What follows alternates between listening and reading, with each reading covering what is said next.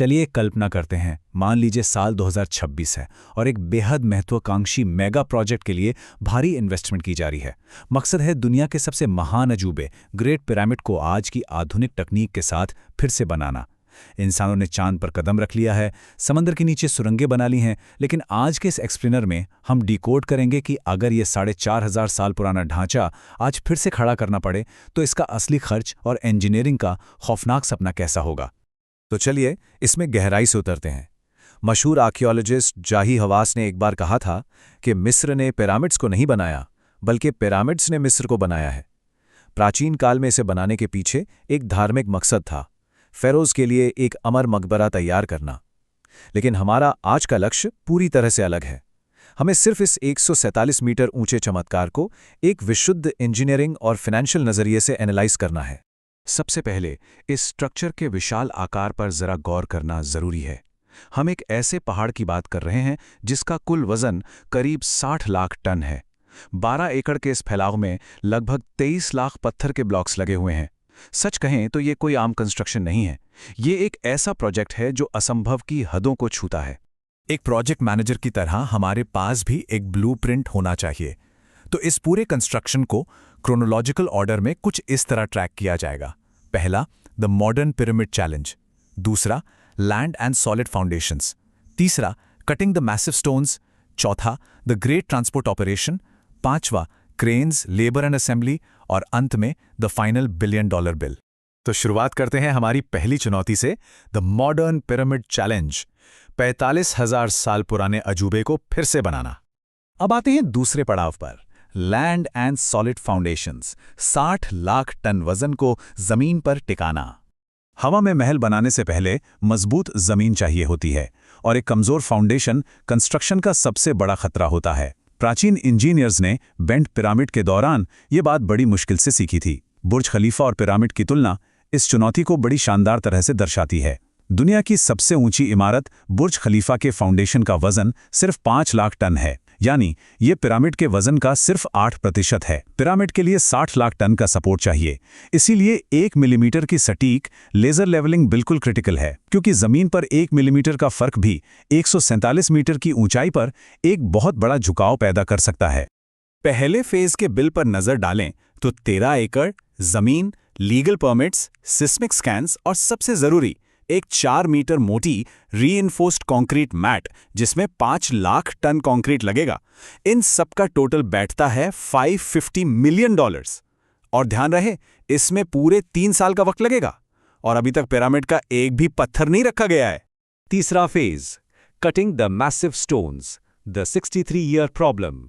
जमीन तैयार है, बुनियाद बन चुकी है, अब सबसे बड़ा सरदर्द सामने है। 23 लाख भारी भरकम पत्थरों को काटना। अगर आज के दौर की एक आम फैक्ट्री दिन में 100 ब्लॉक भी काटे तो भी 63 साल लग जाएंगे। इस काम को 5 साल में खत्म करने के लिए बहुत ही आक्रामक तरीके अपनाने होंगे। चलिए देखते हैं ये कैसे होगा। हमें गीजा से 900 किलोमीटर दूर असवान की खदानों के ठीक अंदर 250 इंडस्ट्रियल डायमंड वायर सॉ मशीनें लगानी होंगी। स्टेप 1, असवान खदान पर mining. Step 2, 250 diamond wire saw से कटाई। और स्टेप 3, 900 किलोमीटर दूर गीजा तक ट्रांसपोर्ट। इससे दिन में 1260 ब्लॉक्स की सप्लाई मिल सकेगी। लेकिन जरा रुकिए, इन 250 मशीनों को चलाने के लिए पावर कितनी चाहिए? पूरे 20 मेगावाट्स, वो भी हर एक घंटे में। ये भारी भरकम पत्थर काटने वाली इंडस्ट्रियल मशीनें हैं, इन्हें चलाना कोई बच्चों का खेल नहीं है। रिसोर्सेज की ये खपत सच में होश उड़ा देने वाली है। 80 किलोवाट की 250 मशीनों को 5 साल तक चलाने में उतनी बिजली खर्च होगी जितनी पूरे इटली देश में एक दिन में इस्तेमाल होती है। और फिर पत्थरों की कीमत, हाइड्रेटेड लाइमस्टोन $120 प्रति टन और ग्रेनाइट $200 प्रति टन। इस पूरे मटेरियल को इकट्ठा करने की टाइमलाइन ही 5 साल है। अब रनिंग बिल को देखिए, 25 मिलियन मशीनों पर, 155 मिलियन बिजली पर और पूरा $1 बिलियन सिर्फ पत्थरों को खरीदने में। टोटल हो गया है $1.73 बिलियन। हैरानी की बात यह है कि पूरे बुर्ज खलीफा को बनाने में सिर्फ $1.5 बिलियन लगे थे, और यहां पत्थरों की कटाई में ही वो आंकड़ा पार हो चुका है।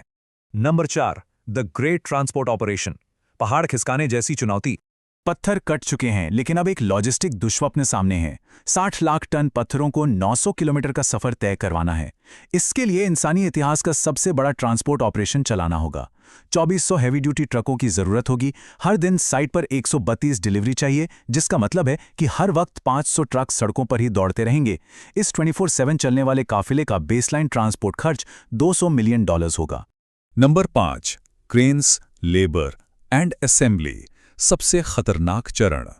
अब ट्रक कंस्ट्रक्शन साइट पर पहुंच रहे हैं और प्रोजेक्ट सबसे जोखिम भरे चरण में जा रहा है, असेंबली। मिलीमीटर प्रिसिजन के साथ इन ब्लॉक्स को, जिनमें कुछ 80 टन के हैं, 147 मीटर की ऊंचाई पर रखना है।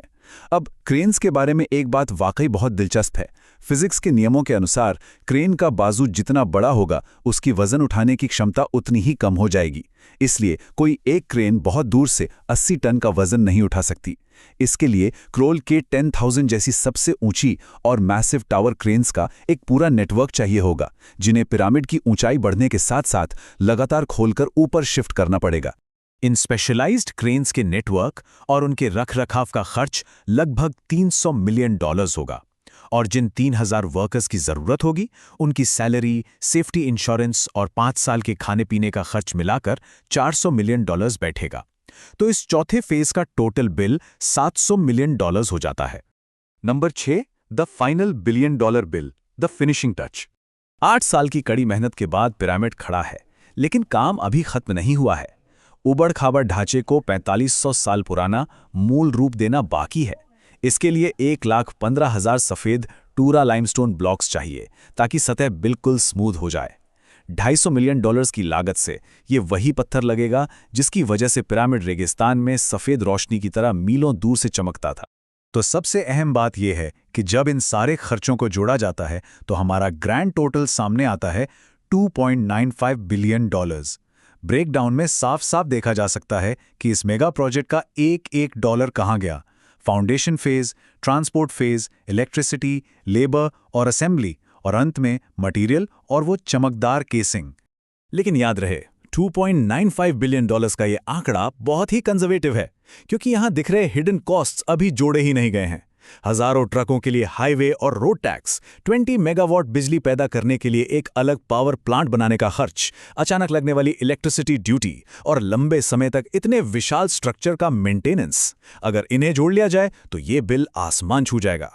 लगभग $3 बिलियन में आज दुबई का पाम जुमेरा बन जाता है, अमेरिका का सबसे महंगा सोफी स्टेडियम बन जाता है। आज की modern technology, laser guided systems और डायमंड मशीनों के बावजूद $3 बिलियन खर्च करके भी एक पिरामिड बनाना किसी बुरे सपने जैसा है। तो ये सब हमें एक ऐसे सवाल के साथ छोड़ जाता है जो सच में रोंगटे खड़े कर देता है।